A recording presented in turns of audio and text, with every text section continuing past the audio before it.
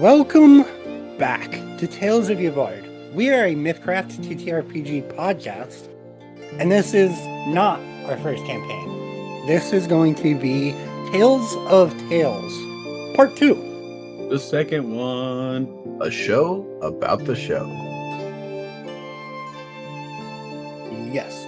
With me today, I have Cobi. Hey, it is Cobi, and I am usually playing Les Shehorn. And Joey. I am Yusuri Arconi, playing Joey. Oh, I was not expecting that one. Good job. No, you weren't. So, much like our last episode, this is going to be a bit of a Q&A. So, some of the questions I'm going to ask have already been asked. So, there'll be some that I don't answer. There'll be some that I have different answers for. Now, the very first question. For you all, anyway. Who's the Paul? Who's the John? Who's George? And who's the Ringo? I'm probably Ringo. I know that for at least. I'll take being Paul. Who's John and who's George? Ooh. I would say Goron is probably John. I can get down with that. I do believe your guys' answers line up kind of consistently with the other groups. Yeah. Now, I see your Beatles analogy and raise you Hiss. How about that? My dude, I don't even know their names. I know Gene Simmons. That's it. That's like the only name I know. Yeah. So, All no. I'm saying is I am the closest to Gene Simmons because we got the same tongue surgery. Yeah, but if I'm Paul McCartney, that means I'm kind of like the face-ish, which means Yusuri gets to be Gene Simmons. You would be the cat one. Oh my god, I would. Yeah. Zephyr would be the Star Child. Yep. And then Goron would be the other one. Oh, there you go. All of our fans that are also Kiss fans. Sorry for being disappointing. If my weekend father ever heard this podcast, which he probably won't, he would be extremely disappointed in me. Well, we're proud of you. Thanks. We are proud Thanks, of Dad. it. All right. Thanks, Daddy's Baz. Okay, so. I got it out of the way early, so. Yeah, you did. You definitely got it out of the way faster than they did. All right. So, the first question I'm going to bring up, and I'm going to start with Lesh. Let's talk character level 1, 2, and 3. We know that you had barrel roll, which hardly ever gets used. I'm still trying. You're just so hard to hit. The few times it has come up, I do love it. It's, I built Lesh to not get hurt, as you often get me very close to hurt in other campaigns. I've almost died a lot. But, yeah, level 2, I took a dip into the Troubadour track, as, Les, is definitely the entertaining face of the group when it comes to, like, talking and stuff. So he's dipped into that, and we dipped a little farther 3 into the Book of Legends, as the book from his grandfather has some magical properties, which he hasn't fully yet discovered so far in the campaign. We haven't seen that come to life yet, but shortly we think we'll have some more friends on the battlefield for us, which I look forward to seeing. Not that it seems like you all need much help on the battlefield anymore. Oh, no, yeah, we have plenty of chaos. Right. What are some things you look forward to character sheet-wise? I think I'm going to dip more into the for skills wise, I would say I'm gonna become a little better entertaining, but I'm also gonna start getting some brewing stuff going on. To use that barrel we had bought, I'm going to make a successful wine business out of our crew before they know it. All right. Joey, talk us through 1 through 3. Boy, did 1 through 3 go all over the place. So level 1 was pretty easy for me, honestly. I went family heirloom, if the listeners haven't figured that one out yet. I know I issued a challenge to see which one see what it could be. I think it's pretty obvious at this point if you're listening to this episode. So yeah, I took family heirloom at level 1 and chose the anchor. Wait, it was the anchor? That was the family heirloom. It was the anchor. You're kidding me? No way. Yeah, exactly. So I have it flavored as what we called a great mace. It's a flail, but instead of like a traditional flail having like a swinging end to it, I took a more fixed stance to it and called it a great mace, and then flavored the great mace as an anchor, because who doesn't want to swing around a giant anchor? It's pretty awesome. At level 2, I took the Berserker track, so I could get the special AP and ferocious. That one was actually pretty easy for me to pick, because I knew what I wanted to do, and that was the first step of doing it. Level 3 is where it gets interesting. For the longest time, I actually had 2 different talents on my character sheet that I was going to take for level 3. Obviously, I can only take one of them, but it was a matter of which one it was. So it was either between Marked and the Berserker tree, specifically the Exile track, which you guys have obviously seen that I took because of, again, if you're listening to this, you've probably gotten far enough in the story. Or it was going to be Rend, for some extra damage output. Yeah, because that's what you need. Yeah, right? That's exactly what I need, actually. And so when the time came up for us to be level 3, narratively, it just worked out. The decision was kind of made when that happened for me to go ahead and go down Marked, in which I then said, okay, well, at level 4, I'm going to take Rend. And as you will see here potentially shortly, Rend may or may not happen at level 4. We'll find out. Keep listening. All right. And I take it that's what you're excited for down the line? That is definitely what I'm excited for down the line. I have some pretty neat things in the pipeline for Usuri, that both work how I've wanted to play him, how I've wanted to play the specific tree that I'm going down. This has been one of the things that excited me. So I'll give you a little taste. The decision was made with how I'm going to play Usuri now because of Veil of the Eternal Night coming out. And so there's going to be some stuff that comes from that with Usuri.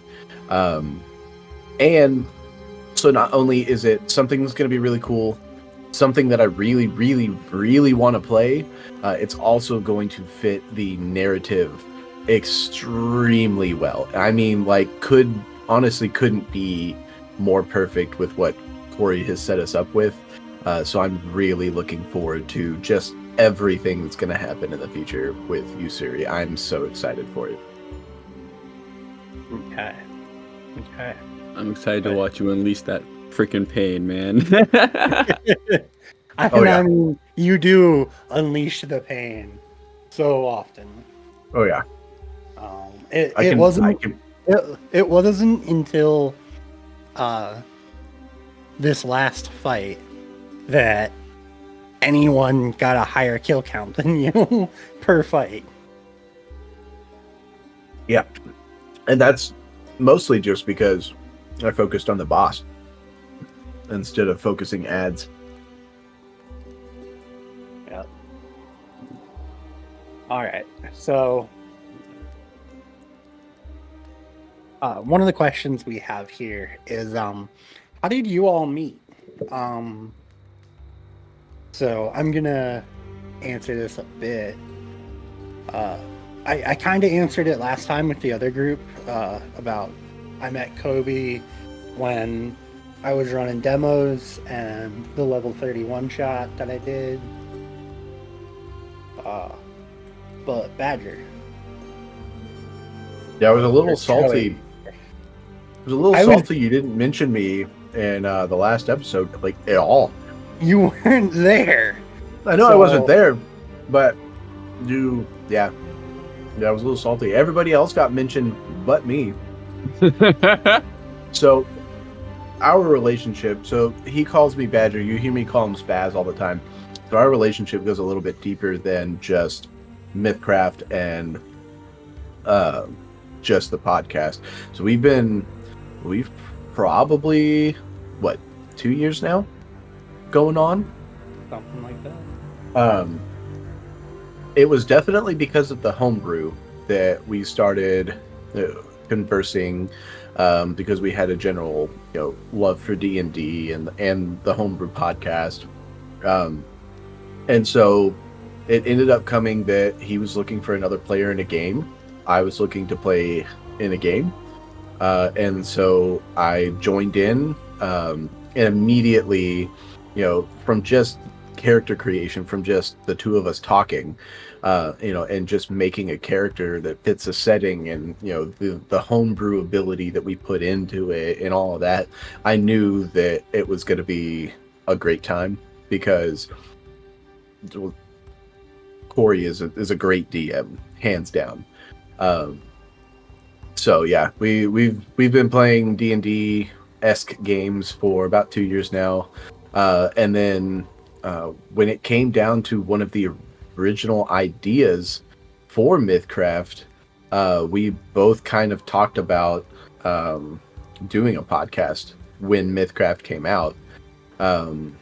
We also teetered on the idea of doing the Mythcraft 101.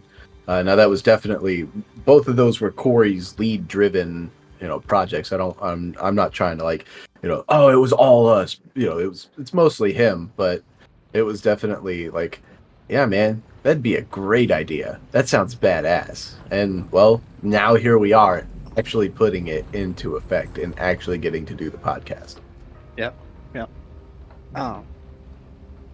Because of life reasons, we had gotten a different group together originally. That was going to be the original different Mythcraft podcast. That were all people, much different people than who we ended up with. No. I had almost forgotten about that. Not almost forgotten about it. I had forgotten about that. Full stop. I had forgotten about that. Yeah, and I mean, from my perspective, I didn't even really, like, I teetered on the idea, went back and forth, and said, yeah, you know what? I'll go ahead. If you do, let me know. And then, like you said, life just kind of happened, and I had to completely full stop pull out of it, and kind of was an influence as to why it shut down. But life has a way of catching back up, and yeah, sure, when it rains it pours, but there's always going to be sunshine eventually. So, and that's where we are now. It's nice, bright, and sunshiny, and I'm really looking forward to what we can do with the rest of the podcast. I am too. Just going to continue working down the list a little bit. This was kind of answered last time, but which came first, and in what order did the rest follow? Between world/setting, plot/story, and the player characters. So I kind of answered this a little bit last time, but I have new examples because I have new people here. We built the characters and the world kind of concurrently. The islands that the entire campaign so far has really taken the whole islands were Joey's idea. Yep. Modified. I honestly Oh, yeah. modified it, right? Like we talked about it, but for the most part, it was your idea that sparked the conversation. Yep. And the Grove of Stories.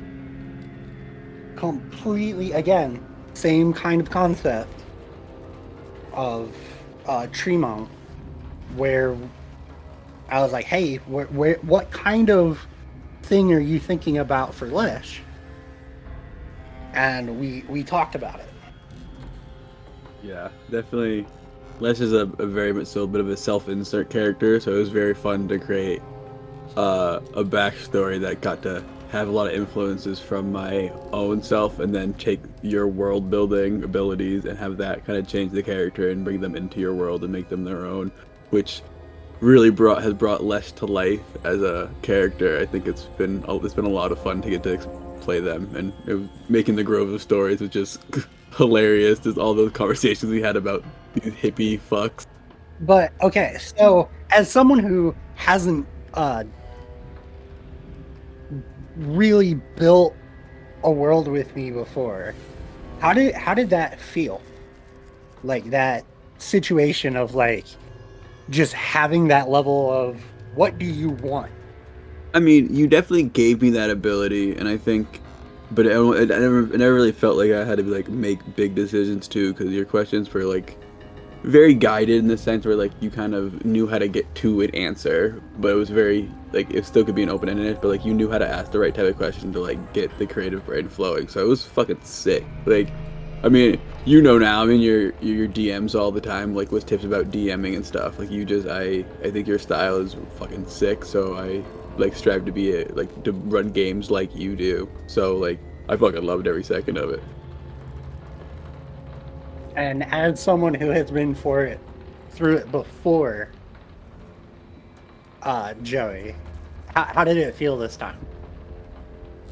It was super easy. So having known each other for a couple of years, and we really just bounced ideas right off each other, or finish each other's sandwiches almost, to make the movie references there. It's very easy, I feel like, for us to world build, because hey, I need a little inspo for this. What you got for me?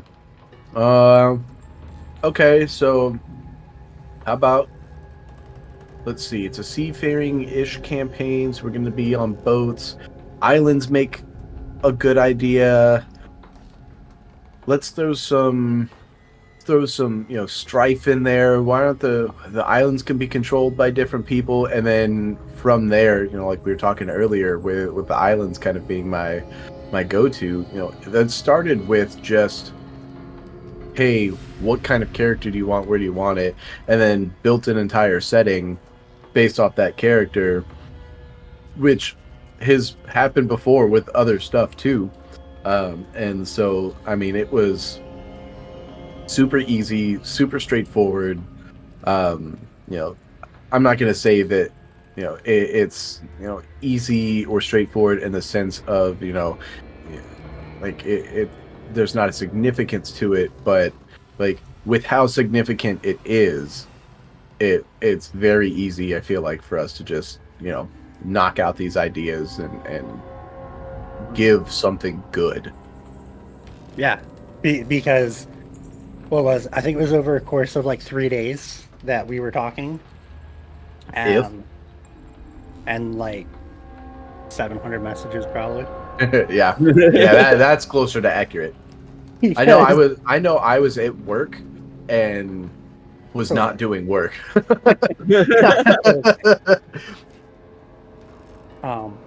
But Yeah, so that's just, uh, people sometimes wonder, like, how do you make characters that fit the setting? Well, you ask questions about the setting, and All the questions. if you have a game runner, MC, DM, GM, whatever you're talking about, who's willing to be like, hey, let's make characters to fit the world. The world is malleable, right? Like, anything is possible. All right, now dial that rant back down a little bit so it's not quite as long as it could be. And then after that, I put the plot together off of taking everybody's backstories together, finding traits and things that could happen that could be a intertwining force to kind of drag you all closer together. Which some of it still hasn't even really come out of you guys talking to each other, right? And then placing right, and then placing an antagonist from someone else's backstory into most of the rest of them really helps kind of bind the story together and make it feel like these four people would come together. Which is all him, by the way. That was all Corey. I was absolutely stunned listening to the other prologues because we all recorded them separately. So we actually recorded both session 0 and the very first session of the campaign before we ever did the prologues. And so to have the prologues, to listen to the prologues. Well, before you all had the prologues, I had the prologues in hand. Well, yeah, you did, but like as players, like we all listened to the prologues as they came out, just like the listeners did. So like getting to listen to mine and then immediately turning around and listening to Goron's was like the plots that intertwined had me floored. And then when the next set came out and I listened to both Lesh's and Zephyr's, and more stuff is intertwined, so you just pick up on all these nuances from everybody's backgrounds being intertwined together is absolutely insane. In a way, at least I was trying to make it a way that felt relatively realistic and believable and not forced, right? I think you did a fantastic job at doing it. Yeah, because a lot of it's even like little subtle things too. Like we know it, but it may not even ever come up in character. But there's like little connections and just little like the way you make certain like NPCs that were in our backstories. They are very like similar in a sense where we have similar people in our lives, so we know our characters can connect to each other. It was so wild. Like I felt like a detective making all this, watching all the strings connect like a crazy man on the board. It's so cool. That was very intentional, right? Because I wanted you guys to have at least something to draw on in some kind of easy way to start at least building a relationship with each character by having someone in your past that you had a relationship with. With the exception of Usuri. Usuri is the only one that didn't really have direct correlations to others. Which I would honestly disagree with that. Maybe not so directly as in his own person, but like his best friend, Bodvar, was the one that delivered Arya and who was the other Urcal? Mabel. Mabel, there you go. So Usuri's best friend and right-hand man is Bodvar, who delivered Arya and Mabel. Yep. And so basically everybody that was rescued from the gambling den / slave trading facility ended up in almost everyone else's story. Mm-hmm. So, I mean, did Yusuri, was Yusuri the one that delivered them? No. But was Yusuri the one that stopped that, and then, that effect trickled down to everybody else? Absolutely. Okay, so yes, you're right. However, that's not exactly what I was talking about. So I'm gonna use Lesh for an example, right? There is a character in Lesh's backstory that has a roughly same kind of degree of character arc as Goron, Yusuri, and Zephyr. One for each. It's not all the same person, right? In Zephyr's backstory, you find someone who's roughly kind of protective and wants to see the good in people. You have someone who is particularly entertaining and likes showboating, and you have someone who is willing to do anything to do what he sees as right. Wait, am Right. I fucking Klep to Zephyr? Is that my correlation there? And then with Goron, Oh my god! Oh my The god! silence is everything. and then with Goron, you have that same kind of dichotomy of the other Okay. three characters being there. The only person that I wasn't able to pull the other three as small minor characters in your backstory, though I have one or two there if you want to dig deep enough. No, in the I see prologue, what you're is saying. Yusuri, but Yusuri kind of melds with the rest of them anyway. I needed less acceptance, Yusuri accepting others, than I needed kind of for the others, if that makes sense. No, yeah, I'm tracking what you're saying now. So this is another question that I asked before, and I'm not going to answer it this time because I did answer it in my opinion. I did put my opinion in last time. What would you guys say the plot and progression of things has affected the characters more, or has it been the other way around?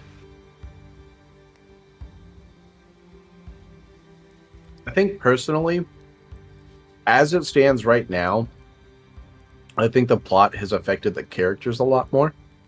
And I think for this initial arc being the vengeance arc, I think is very much going to be the same until we complete it.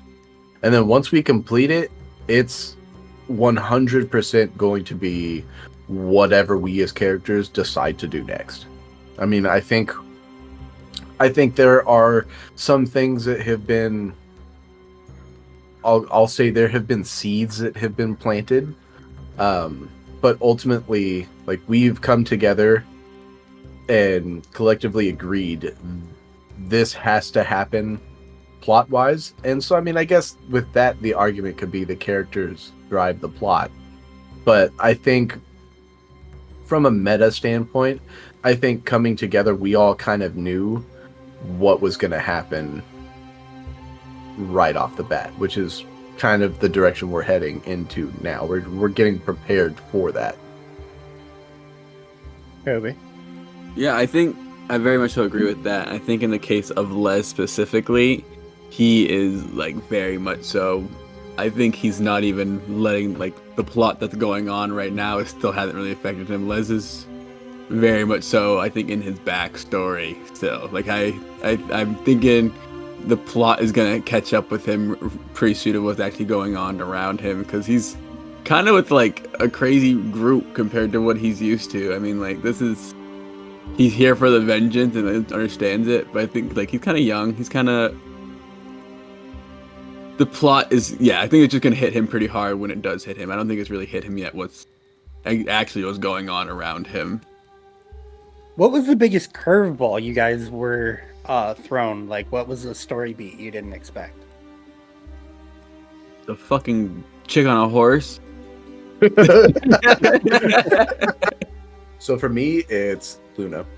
100%. So there's two, right? And I've already talked about one, so I'm not going to reiterate myself. The way that the backstories all kind of tied in together was the first big curveball. Not that it was I did expect that. One, I didn't, but just the quality in which you were able to bring them all together just absolutely blew my brain out. Thank you. But yeah. And then the second one was Luna. 100% never even thought Luna was going to happen as fast as it did. I don't know if you want me to explain the whole thing with Luna or if we want to save that for a later date.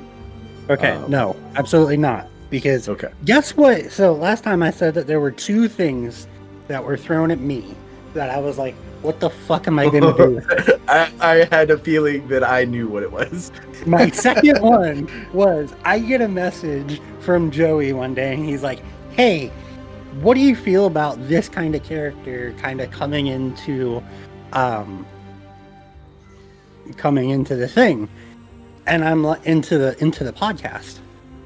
And I was like, yeah, we can do that. And then I sat down and I'm like, how the fuck am I gonna do this? So to piggyback on this, okay, so we record on Fridays, right?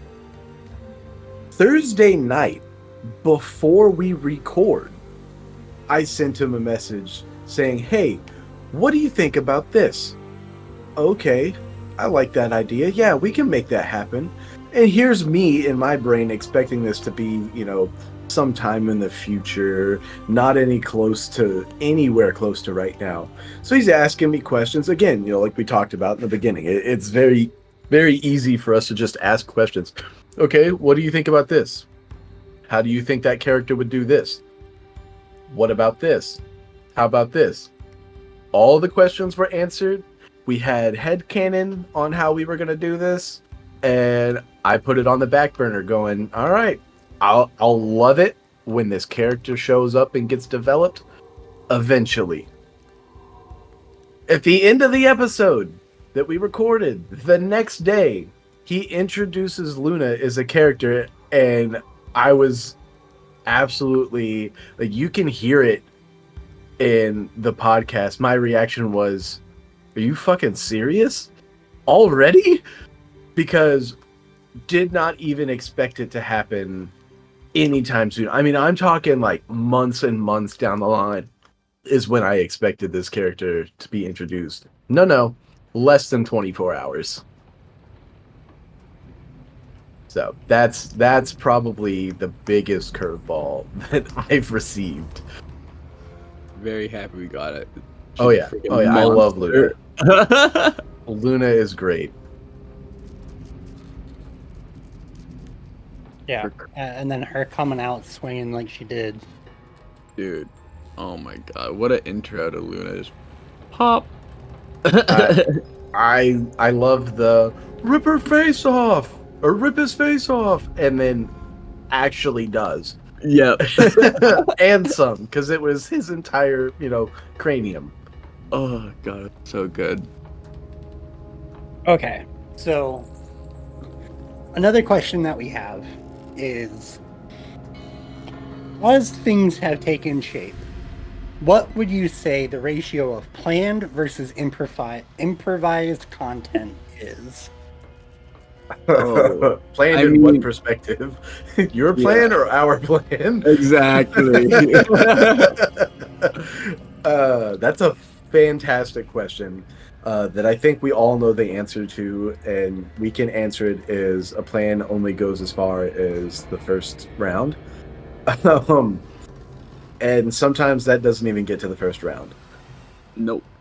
Go ahead. Yeah, no, I think it's just really funny because I think our group is all characters that are great at improvising just in the moment anyways with how we're built. Like, we have very versatile characters in their sector, so even our plans are kind of just like, we're gonna improvise this. Yusuri's gonna jump into the group and figure it out while he's there, and the other guys are gonna support along the way. We're just gonna figure it out. So, like, I think battle plan is pretty much improvise it and hold shit down, try to keep Yusuri up, and then as a group, we're just like we're very like are very like bullshitty and just joke around a lot. So I feel like a lot of our planning doesn't go farther than just the joke it started out as sometimes. So even if some of our options are just like we'll do it, and then we're doing it like, oh, this wasn't thought out really. We just kind of said we're gonna fucking do it and did it, which I really appreciate. It's a fun. We got into some shit. Now, as far as like my end goes, most things that you all do is already planned. It's already, I have built the world and I know how the world runs. You guys interact with things? Awesome. I know roughly how things are going to react to you guys reacting. The way my brain works, you talk about the guy with the strings. I have a house full of strings in my brain. If you cut one, something on the other side of the house might fall. You guys might see it, you guys might not see it. So I think to go back to how our plans work out, I think we're really, really good at creating a skeleton. All agreeing on the skeleton, doing the skeleton, and then going, okay, what now? Like, I'll take us back to the Klep fight. We had it really executed out on how to get on the ship. And we did. We had a great plan to get on the ship. We had a great plan to keep people from getting to the ship if there was any kind of like law enforcement that showed up or anything like that. We got on the ship. We received the gold. We didn't talk, like, we all just kind of looked at each other and we're like, we didn't talk about how we're gonna kill Klep, did we?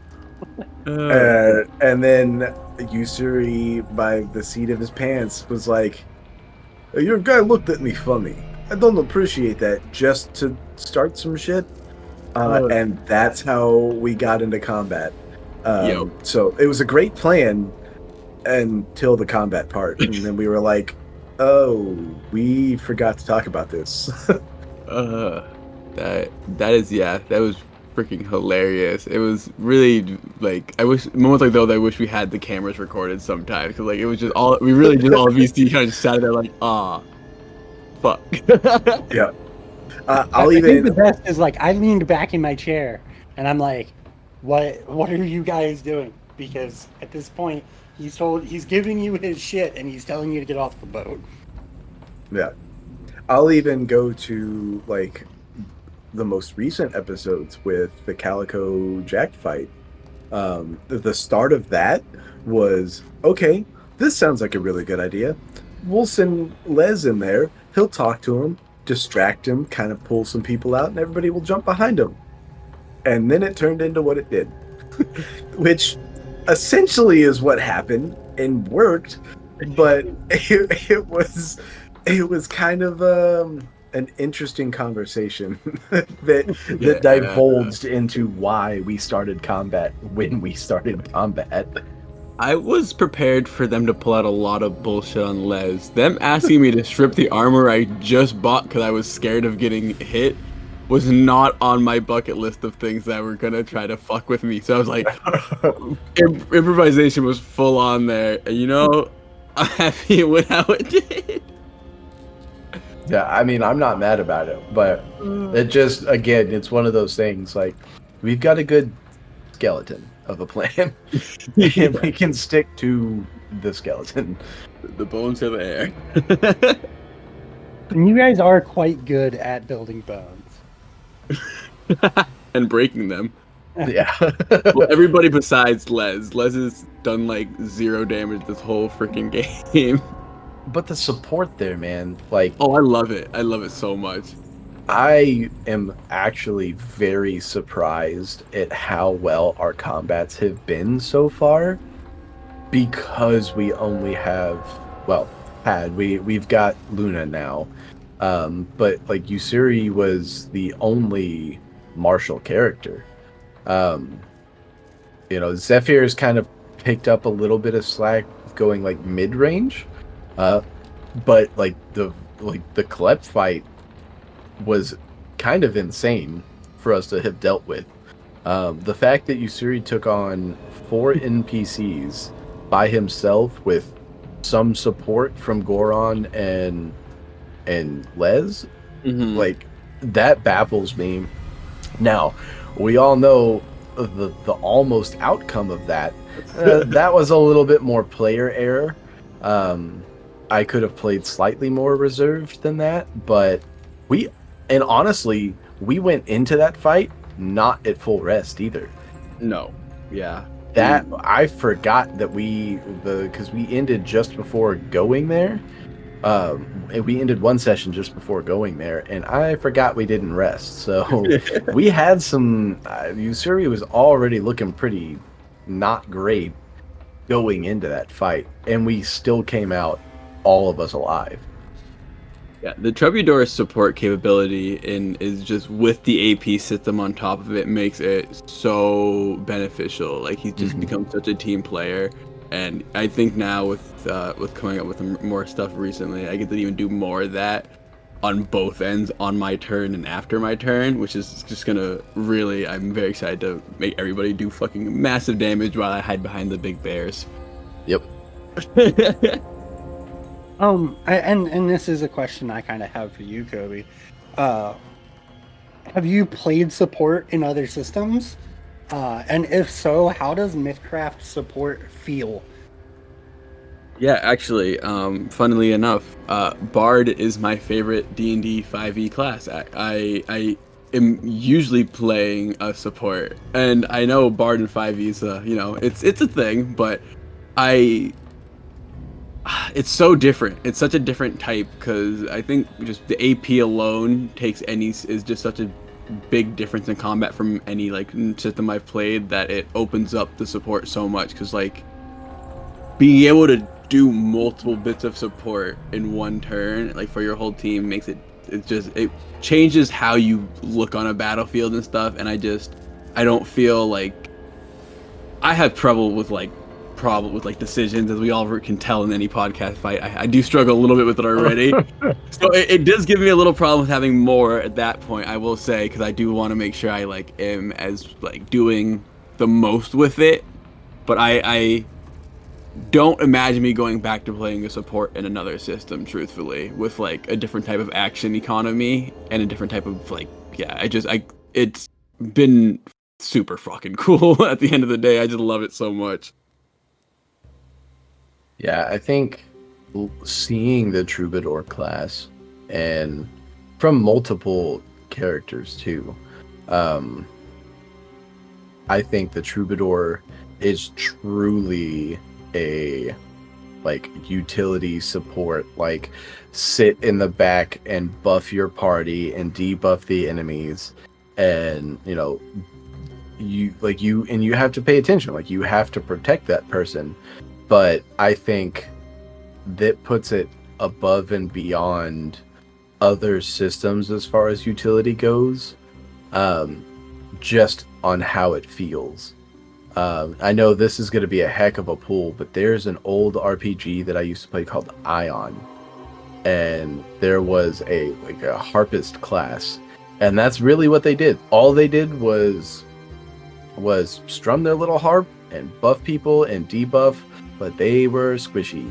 And this very much, Troubadour very much feels like that, as opposed to, oh cool, I've got some spells, here's some spells to, buff you, or, here's an extra dice to throw at you. I think this is a true quality support and utility class that's very well done. Yeah, it's... Now, that is not to say that you can't build a Troubadour to do damage, because I have in a vacuum. I've built a lot of things with the system because I'm in love with the system. I'm in love with how freeing the system is for a lot of things. Yeah. That being said, Lesh is not built how I built that character. Yeah, no, I definitely am not in the combat at all. -3 strength. I want to stay back, and this character is, I think, is cool with the troubadour as well. Just with the tracks you do have as a troubadour, there is so much different type of utility you can like apply. Like I'm very much so in like the buffing debuff, like the more the buffing, and like I'm gonna add some, like creature spawning in eventually with my book, but like with the jester track and stuff like that, you get to take so much away from like the debuffing side of it too. So it just I look forward to seeing all the different like avenues you can do with different classes in Mythcraft every time I look at a freaking new page. Yeah. So this is another relatively new question I didn't ask last week. I meant to ask it last week, but I didn't. We've all played different systems, whether it's just one other system or multiple other systems. And I have said it before about, one of my favorite things about Mythcraft is the character creation side and how freeing it is. What is something about Mythcraft that you all enjoy? I really like the AP system. Okay. That's a unique, for TTRPGs that I've played, that is something that's unique. I'm used to your typical, I have an action, I have a bonus action, I have movement, and however I can utilize those things during a round is what I get to do. With the AP system, it really makes you think about how you want to spend your turn for the next turn and the turn after that, right? Like it really gets you thinking and really gets you trying to think on your feet. Like, okay, I know that this character has this in reserve for me, or the potential for it. If I save one now, I can get 2 bigger attacks later. If I save 3 now, I can get a lot later. So there's so much forward thinking that requires for the AP system, which I really like, because it really makes you get into character, really makes you think about like how you're building your character, why you're building your character, the role that you're building your character for, and I really appreciate that. And Coby? I was gonna say the AP system, so now I gotta. Hey man, great minds think alike, right? I Yeah, mean, it's a seriously. great system, I also very much appreciate the AP system, right? I find the character creation freer and massively freeing. Yeah, I do love the character creation a lot, and like the fact that you get something at every level, I think makes it feel very different and freeing, and like multi-classing. I think it's probably my favorite part of Mythcraft, truthfully, as someone who loves to build characters all day long. The freedom you get in multi-classing with, and also in your own like subclasses, subclasses, you can dip into both of that. Yeah, like multi-tracking. I don't ever feel like I'm not able to make a type of character. Like I've never come up with an idea that was like, at least roughly based in like fantasy stuff. Obviously I can't make no crazy sci-fi guy in Mythcraft yet, but Yet. Exactly. Like that's, I know, but it's any fantasy character I've had in my mind and tried to make, I've done so, and it's like it's so cool, and it's yeah, and getting normally, at every level is, I think, also really cool, because when you want to multi-class in other systems, it's always like trying to figure out that like level economy of like, I gotta take 3 here to get this one thing. Like you can just take the small dips and get something for it, and the 1-2 level dips or the 4 or 5 level, like it doesn't make you feel like you have to like do super weird level math. At least it's more free, definitely the freedom. Awesome. So, a question I did ask last week, so I'm not going to answer it. What has been your all's favorite NPC so far? Luna. Ooh. Jastakar is one of my favorites, I will say, but he only made a very small appearance. But the horse stable guy, The dad, Belle's father. yes, Belle's father. I've think it- never lost it so hard Yeah. at just a voice. Like, that truthfully took all the air out of my lungs. I laughed so hard when he started talking, and I Yeah. could not control myself. I had to mute for most of that conversation. Like, You have to love the deep Cookie Monster voice that I gave for him. It's like Cookie Monster meets Yoda, but in like regular English. It was great. It was fantastic. You know, I know Jesse talked about the same thing last week and how he was dying and crying. We were all like literally if rolling on the floor laughing was like still relatively usable nowadays, that we were all like taken out. Like there was I want to not look at my camera because we I were not all look at you all losing it because I would have lost the voice. And you actually did at one point. Yeah, that's because I looked at the camera and everyone's just losing it. Yeah. That Belle's father, absolutely fantastic. You know, and again, Jesse said it, but the fact that he put a bounty out on his own daughter just to get her to like stop stealing his horses and like stay home is hilarious. Such a Like, dad thing to do. but that's like that's not good parenting. Come on, man. I mean, she's a Definitely grown dad woman, thing to so- do, but but yeah, so I 100% on track with that. But like I know I've talked about it. Luna's my favorite. One, Luna is, you know, a creation of, you know, my skeleton.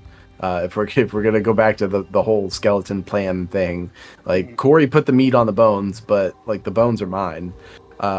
And I, within the couple, like relatively speaking, there's been 2 interactions and they were one after another. The bounty hunting thing being the other. This is a fantastic character. I cannot wait to see what the rest of the character has fleshed out for us and where things end up going.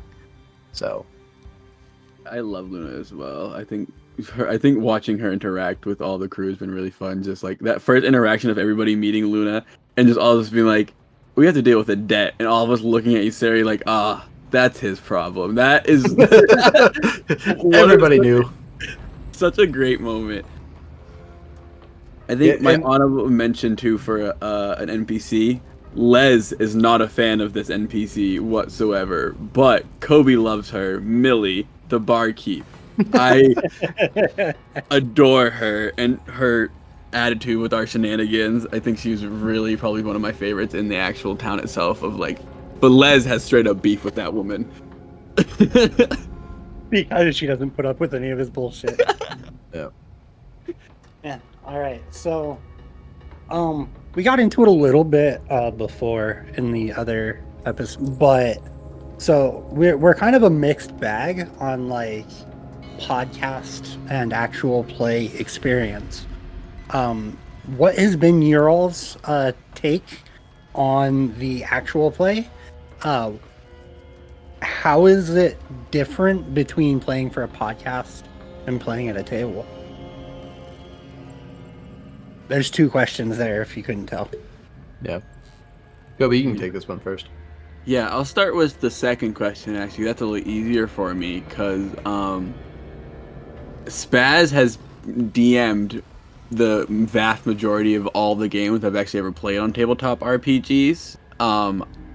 Most of my experience actually comes from listening to actual plays and stuff like that. I played in a few groups that fizzled out very quickly before I started playing with Spaz, and he's run some demos and stuff for me. So this is... And you're part of the Cloven Lance campaign. Well, you'll be back being part of the Cloven Lance campaign. So being those 2 have been my longest campaign. So it's most of my table experience has actually been in the actual play, which has made it It's interesting. I love it. I think it's fun because the other campaign I am in outside of this is like a very long form, like we hang out all day type of stuff at the table in person. So I think this is actually a really fun to kind of like put it into a shorter time period, even though we do end up recording for long periods of time. But like the shorter episodic format of it gets the story across quicker. I think you get a little bit into it more, and I really enjoy like the storytelling aspect of it because it feels like it's more around the role play and the characters, and like I've really enjoyed that part of it. And for the first part was, do you have any actual play experience? no, none at all. I mean, just listening to it. I mean, I've been listening to the homebrew. Yeah, I've just been listening to the homebrew and a few other podcasts, actual plays, but never actually like been in one. Okay. Joey? So to answer the first one, since it's right on top, I've never been in an actual play before. My experience with actual play started with NADPOD, and then turned into the homebrew, and I quickly fell in love with what the homebrew was producing. I mean, and just the community that they put out with their Discord, that's where I got to meet Corey here. They're a huge inspiration to why I ever wanted to even do a podcast and start a Discord community, because like I thoroughly enjoy what they provide, and I would like to be able to do the same thing for other people as well. So have I ever been in an actual play before? No. Do I want to continue being in an actual play because my end goal is to provide an amazing community, an opportunity to get people into more TTRPGs? Absolutely yes. And then the second question is, what is the difference between regular games and podcasting? So I was in a 3-year campaign at the table, and I think the biggest difference is, especially for us, like when we're recording this podcast, we know why we're here, and we've all agreed as to why we're here. We're here to have fun, but we're here to produce content. And, sure, we've all agreed that if something comes from it, great. If not, oh well, we're still having fun. But like, I also feel like as much as we BS around, we still have like an air of professionalism when it comes to like getting the podcast done. I think that becomes a little bit of a priority when it's time to focus and actually do it. Whereas like my experience for playing at the table was, one person's on their turn, everybody else is like playing on their phone, or they're staring off into space, and so then it becomes 4, 5, 6 separate interactions with the DM instead of having one cohesive group paying attention to everything that's going on and really working together to achieve what we want done within the podcast, and all of us working together to achieve the podcast itself. Right. Now, another part of a couple of these questions were, and I can ask part of this also to Cobi, so it's not just going to be a full little bit of me talking here. Was, what specifically have we learned from being a part of Toy, which is my shorthand for Tales of Yvard. So I think my biggest takeaway from really working with Tales of Yvard is just how important, I mean, we talked about it last time too, but the division of labor on the podcast side, whether that's Cobi helping with editing, whether that's you, hey, find me music that gives this kind of vibe, Joey. Um, it's just one of those things of like separating that out and then kind of us all coming together to build what we build has been very impactful. You know, similar question, and this one I'm also going to pair to Cobi. What were a few? Was there anything you were able to take away from being part of that Voten demo that we did? And have you taken any of that and kind of put it back into practice? That's a good one. That's hard to say because it's voting feels like it was very, like that was a very super fun, like crazy experience. Like that vote in itself was such a wild like play test, and it was. I think I was so focused on just enjoying the content and trying to figure like pretty much break it in a sense with like the builds and all that stuff and all the wildness that was the Morgana demo.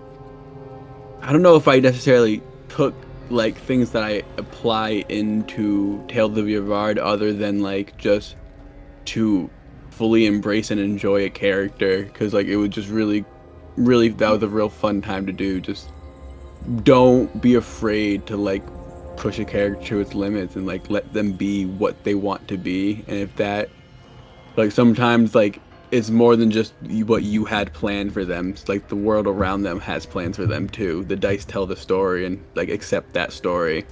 It was really fun to watch everybody do that in that demo because it was a bit harder. A lot of crazy shit happened, and we all kind of just like you just have to go with it and let your character react to it the way they should.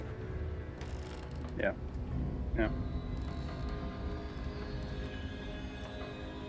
So only a few more questions here, not too many more.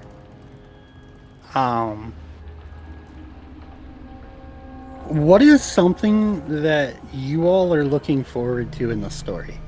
Ooh, I mean, if you want to go, you can go. Vengeance. No, go ahead, go. I make a really good bad guy. When I decide to sit down and make a bad guy, everyone hates them. Oh, so freaking much.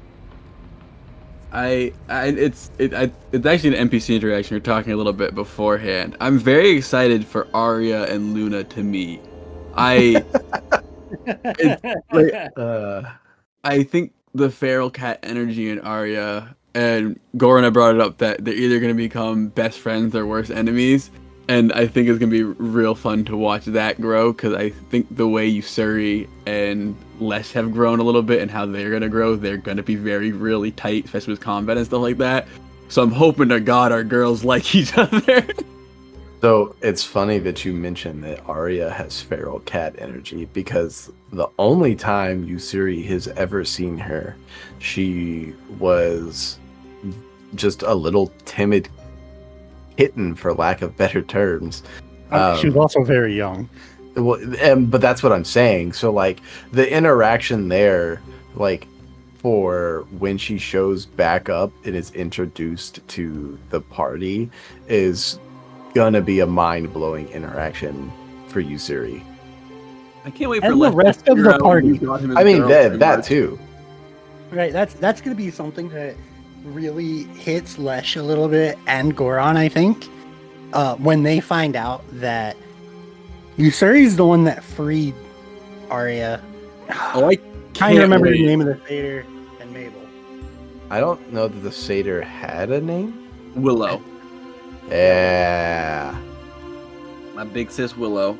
No, but I cannot wait for the biggest dap Lesh gives Yusuri when he realizes he's the reason he has Arya. He's like, my boy, that's what's up. Yeah, because like as players, we know that because of the prologues, but the characters have no idea. And like Yusuri knows that he saved those people, but he doesn't know the impact that had on half of his party. No. Doesn't realize that the baby cow ended up being a part of Goron's family, if I'm not mistaken. Correct. The little kitten that basically was like, yeah, there's other sex slaves here, and he's like, there's sex slaves. Oh, well, that changes the story, and then does something about it because he has the authority to do it.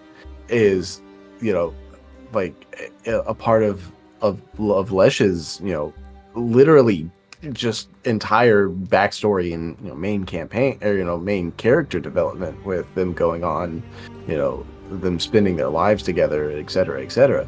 And but again, just to reiterate it, that to me, like the connections there are just blow my mind. Oh yeah, it was that like listening to those prologue, going back to that is so wild because it's like all the character knowledge I have and like waiting for those little things to unravel in character, like is gonna be so freaking cool to watch it see because like it truly is wonderful to like the web you have weave spaz. All right. So another question that we have, and we are kind of in a little bit of the wrap up portion of this, is why are you guys so freaking awesome? Because we're built different. Uh-huh. No, so honestly, it's a very humbling question. So I appreciate the person who asked. But honestly, I think it really just boils down to our love of the game. Like, I don't know if I could put other words to it. It's the love of the game and the willingness to all come together to produce content for people who either do or don't love TTRPGs yet, but are at least willing to also, give it a try. And, for me, the more people we can get into TTRPGs, the better. Right, because everyone has their own story to tell. I think as Lesh would say. Yeah, no, definitely. I think I think it's like you said, it's all the stuff behind the scenes, like the communication between these guys we have and like the conversations we have before and after recording, like I've through such like, even though it's been short time sessions, I feel like this is like some of the closest people I've gotten. Like some of my coolest friends are these fucking guys right here, you know what I mean? Like the repertoire and just like the conversations we have are just, even though they are bullshitty and just kind of whatever, like we all just genuinely have so much fun and love playing the fuck out of Mythcraft and in each other's time. And like I think that's a big part of it, is just finding a table that fits you, you know what I mean? Like we got real lucky and found a great table of people who like love to play together, and that's a big part of it, is like find a table you're comfortable at and you can be yourself and not have to worry about that, and you get to be your awesome fucking self, because we all are awesome. It's just finding people who you get to be awesome with. Yep. And we All definitely don't have a secret chat that excludes Corey. Now I'm curious if that actually exists or not. I don't know. Maybe it does, maybe it doesn't. Yeah, now I'm pretty sure it does. Nah. All right. No comment.